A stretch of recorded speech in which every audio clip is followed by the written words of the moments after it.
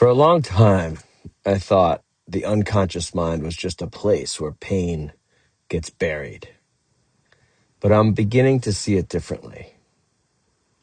The unconscious is where we store the parts of ourselves we were afraid to face. The traumatic moments, the embarrassing moments, the moments that carried shame, confusion, or hurt.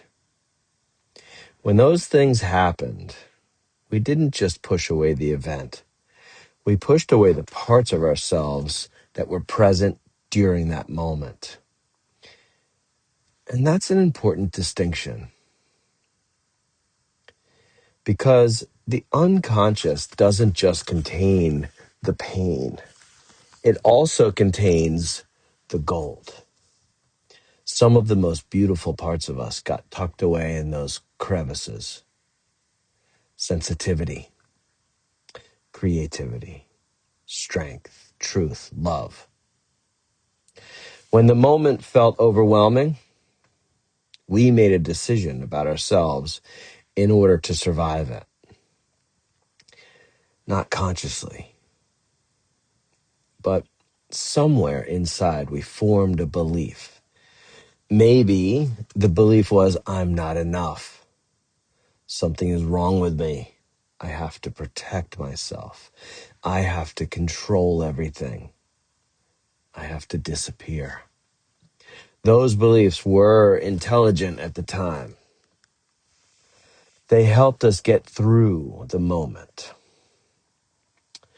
But as life goes on, those same beliefs become the lens through which we experience the world, and they quietly shape our reactions. So healing isn't really about fixing the past. The event happened. That part is real. What changes is the relationship we have with the meaning we created about ourselves during that event. Healing for me is starting to look like this. We go back into those hidden places of the psyche, not with force, not with judgment, but with curiosity, with compassion, with patience. We bring light into those spaces. And when I say light, I mean something very real. The presence of love, awareness, and the deeper intelligence that many people would simply call the creator. And something interesting happens when we do that. The part of us that was frozen in time begins to realize something.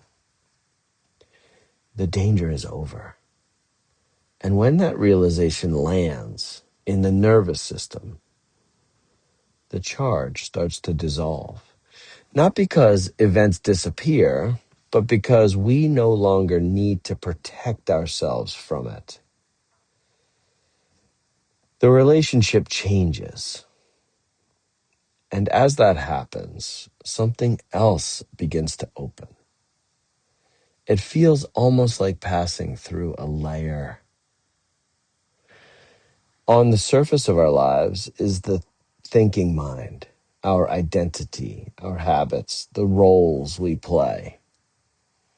Underneath that is the layer of the unconscious, the place where those memories, beliefs, and emotional charges live.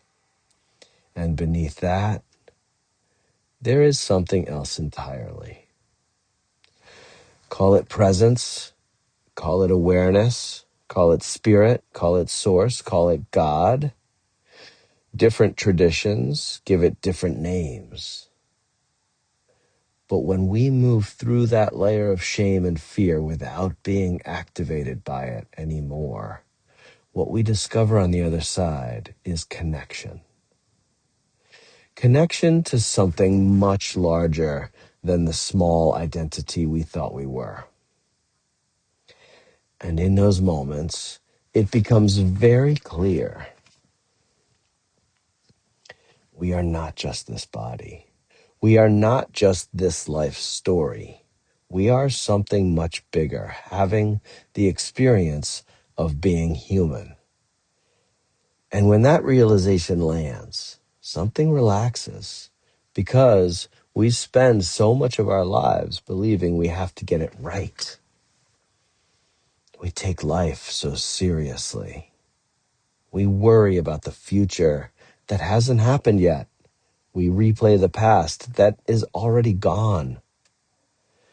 But the deeper truth is that there is no perfect way to be human.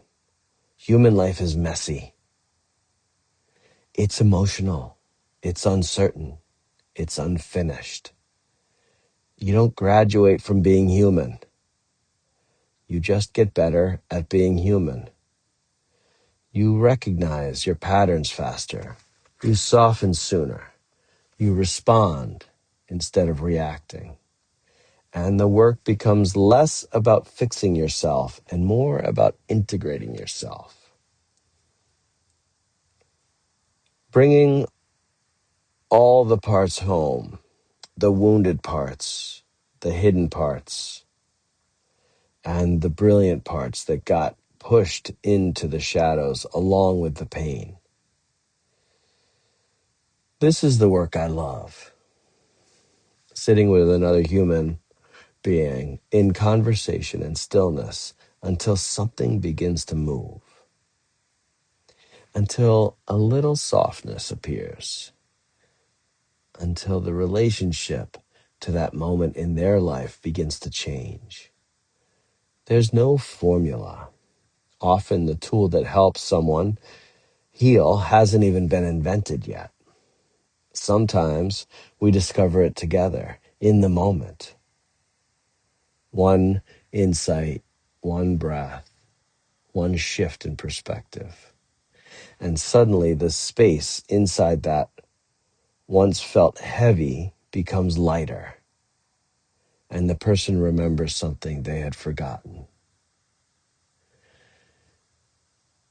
That they were never broken. That the beliefs they carried about themselves were formed in moments of survival. But these beliefs were never the truth. And when those illusions begin to fall away, something beautiful happens. The person begins to spread their wings.